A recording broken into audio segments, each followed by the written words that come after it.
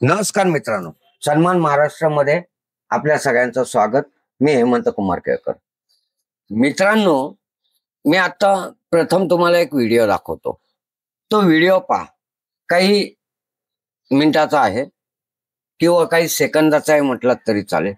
तो पहिले पहा. 3 महिन्यामध्ये आम्ही टप्प्याटप्प्यानं त्या योजना ऑनलाईन आणतो आहोत. त्यामुळे कुठल्याही कागदाकरता कोणालाही तलाठ्याकडे चक्रा माराव्या लागणार नाहीत. आम्ही व्हॉट्सअपवर देखील उपलब्ध करून देणार आहोत.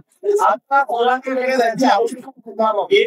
3 महिन्यामध्ये आम्ही टप्प्याटप्प्यानं त्या योजना ऑनलाईन आणतो आहोत. त्यामुळे कुठल्याही कागदाकरता कोणालाही तलाठ्याकडे चक्रा माराव्या लागणार नाहीत. आम्ही व्हॉट्सअपवर देखील उपलब्ध करून देणार आहोत. पाहिलं मित्रांनो, हा व्हिडिओ मध्ये देवेंद्र फडणवीस, मुख्यमंत्री देवेंद्र फडणवीस यांनी सांगितलंय की आता आपल्याला तलाठ्यांकडे कुठल्याही कागदपत्रांसाठी जायला लागणार नाही. आम्ही आता ती व्हॉट्सअपवरही सुविधा देणार आहे. प्रश्न असा आहे, सीएससी वाले ऑलरेडी लुटतायत. आपले सरकार पोर्टलचं तर बोंबच उडालेली आहे. एखाद्याने आपल्या सरकारवरनं कुठलंही ऍप्लिकेशन केलं तर ते रिजेक्ट होतं आणि त्यांनी भरलेले पैसे त्याला मिळतच नाहीत. काही ठिकाणी तर असं बघायला मिळालं की आपल्या सरकारवरनं आपण ऍप्लिकेशन करता आणि संबंधित कार्यालयात जेव्हा तुम्ही जाता तेव्हा तिथल्या अधिकाऱ्यांना चिरीमिरी दिल्याशिवाय अप्रुव्हलच होत नाही.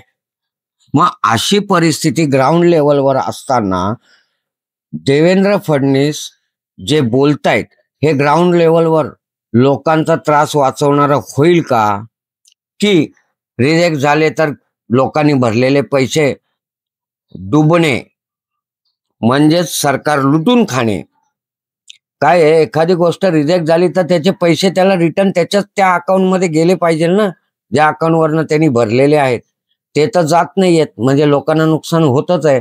मग अशा ग्राउंड लेवलवर हे जे देवेंद्र फडणवीस मोठ्या गोष्टी करतायत हे सक्सेस होणार का? आपलं काय मत आहे कमेंट करून मला नक्की सांगा.